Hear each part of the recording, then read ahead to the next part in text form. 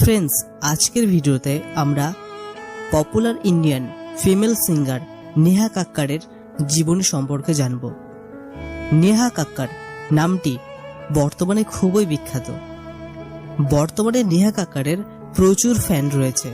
ইউটিউবে নেহা কাক্কারের 13 মিলিয়নেরও বেশি সাবস্ক্রাইবার রয়েছে এবং ইনস্টাগ্রামে 64 মিলিয়ন প্লাস সাবস্ক্রাইবার। ভারতবর্ষে আজ পর্যন্ত এমন কোনো ফিমেল সিঙ্গার নেই যার এত ফলোয়ার। এক সময় নেহা কাক্কার ইন্ডিয়ান আইডলে অ্যাজ এ পার্টিসিপেট হিসেবে গান গেয়েছিলেন এবং তাকে রিজেক্ট করে দেওয়া হয়েছিল, কিন্তু আজ আমরা তাকে ইন্ডিয়ান আইডলের সিজন 12তে বিচারক হিসেবে দেখতে পাই।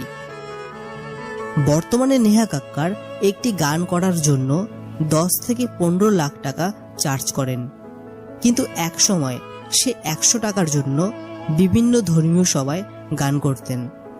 সো বন্ধুরা, আজকের ভিডিওতে আমরা জানব নেহা কাক্কার একজন সিঙ্গারা বিক্রেতার মেয়ে হয়েও আজ তিনি কি করে সাকসেসের উচ্চ শিখরে পৌঁছে গেছেন।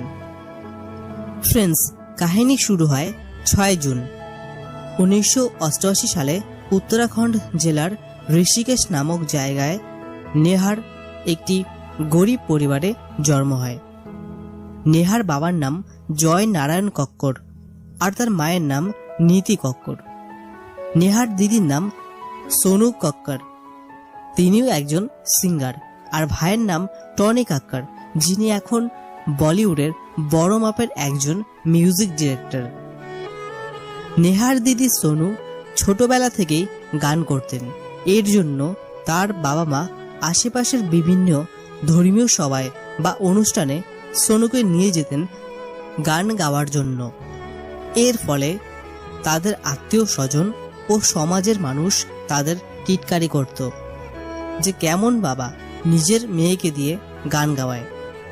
নিজের দিদিকে গান গেতে দেখে নেহাও 4 বছর বয়স থেকেই ধর্মীয় অনুষ্ঠানে গান গাওয়া শুরু করে দেন। নেহার শৈশব অত্যন্ত কষ্টে কাটে। নেহার বাবা সংসার চালানোর জন্য অনেক ছোটখাটো কাজ করতেন এবং কখনো কখনো তিনি সোনুর কলেজের সামনে সিঙ্গারাও বিক্রি করতেন। এর ফলে সোনুর বন্ধু বান্ধবীরা সোনুকে এবং নেহাকে টিটকারি করত। নেহা কাক্কার ও তার পরিবার উত্তরাখণ্ড থেকে দিল্লি চলে আসেন গানের স্কোপ খোঁজার জন্য। এর ফলে নেহা দিল্লিতে নিউ হলি পাবলিক স্কুলে তার প্রথম শিক্ষালাভ করেন। বাট আপনারা জেনে অবাক হবেন যে নেহা শুধুমাত্র ক্লাস 11 পর্যন্তই পড়াশোনা করেছিলেন। ফ্রেন্ডস, ভিডিওটি ভালো লাগলে লাইক করবেন, শেয়ার করবেন এবং চ্যানেলটিকে সাবস্ক্রাইব করবেন। ধন্যবাদ।